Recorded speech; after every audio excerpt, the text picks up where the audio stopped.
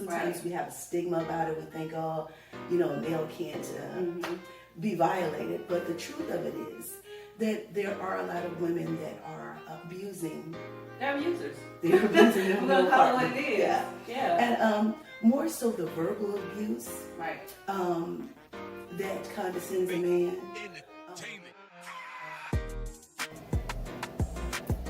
Through the eyes of the community. So I'm here with Deborah Tyler, and I'm gonna allow her to introduce herself to you today. Hello everybody, again my name is Deborah Tyler.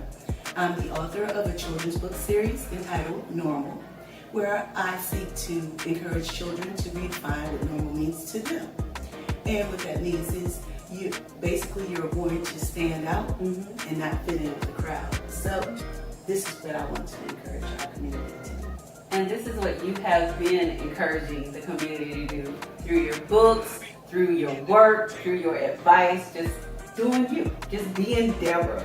So what responsibilities do you feel the community have to unmask domestic violence?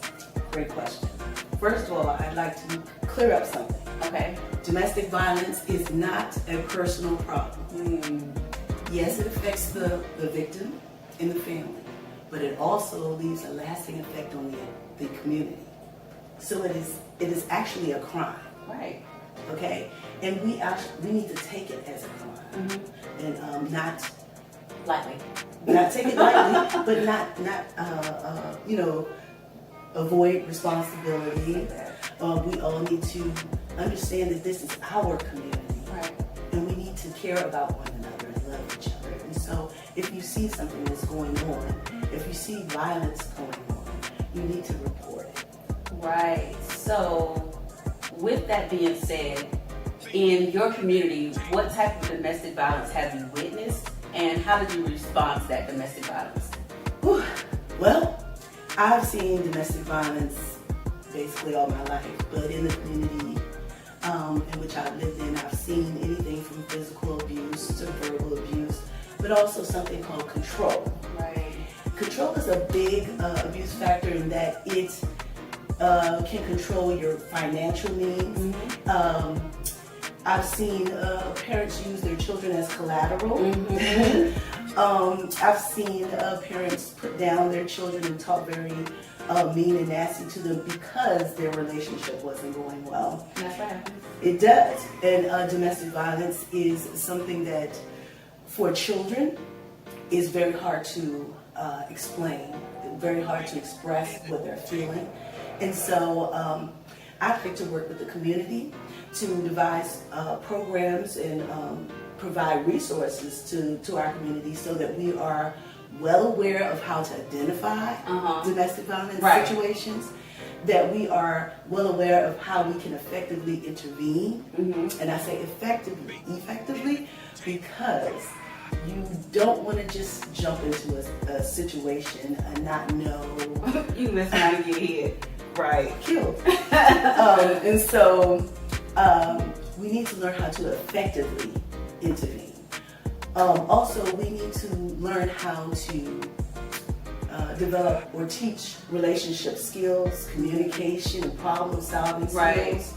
Those are very, very vital to a person who is in a situation where they feel like they're boxed in. They need to learn how to express those feelings to other people and not keep it to themselves and suppress it. So what are some ways that we can intervene in the community without physically getting involved if we're a little scared? That ain't my business. I want to stay over here. I know she getting her ass whooped, but I want to help you. But so just share with us some ways that we can help silently, but still unmasking and being loud in our community. Sure.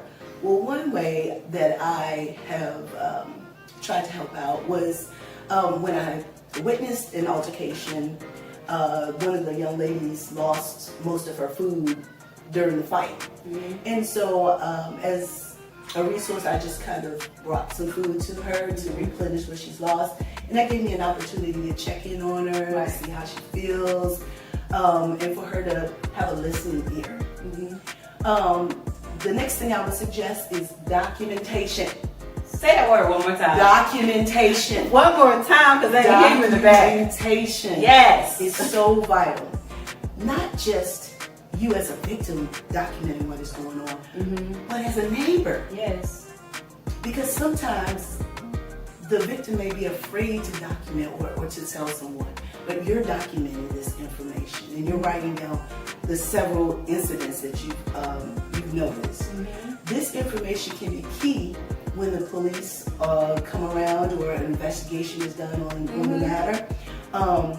There are dates and times and just information about what you've seen. Right. All those bits of information can help relieve the victim in that situation. And so I suggest that you document everything you see.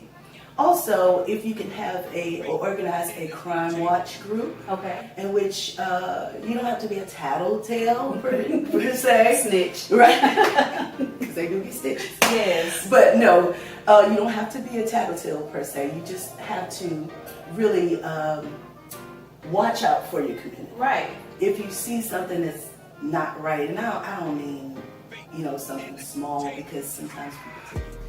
But if you actually witness a domestic violence altercation, you actually need to report it to somebody. Somebody needs to know.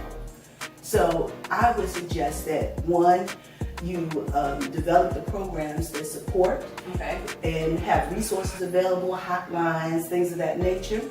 But also you check in on people who are going through, but also work together with your community to provide the necessary resources and outlines. What's the word I'm looking for? Proper information.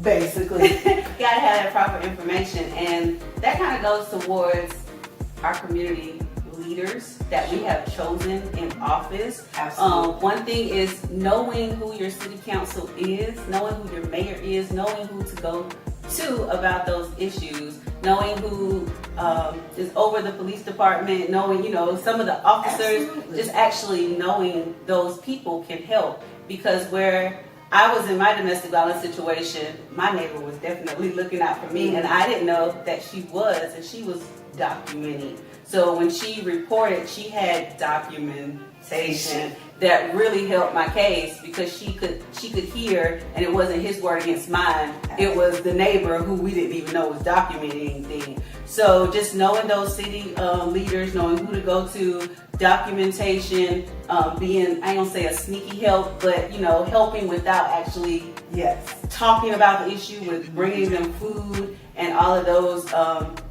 type things will allow you to unmask domestic violence in your community.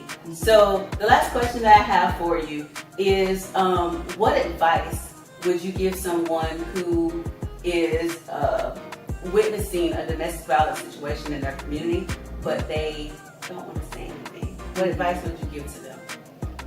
Well, again, like I said, it is a crime and it has to be reported.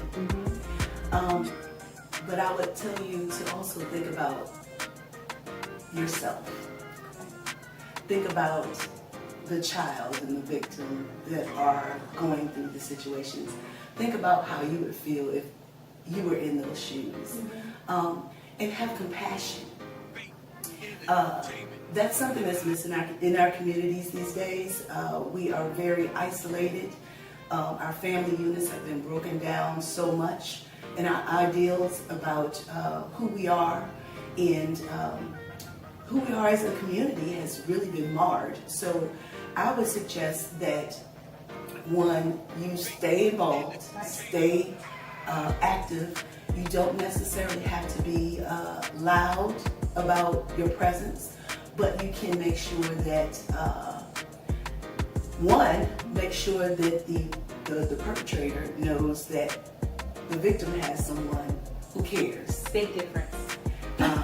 Big difference. 9 times out of 10, if the perpetrator feels that you are alone or don't have support, Yes. they feel that they can manipulate or control you.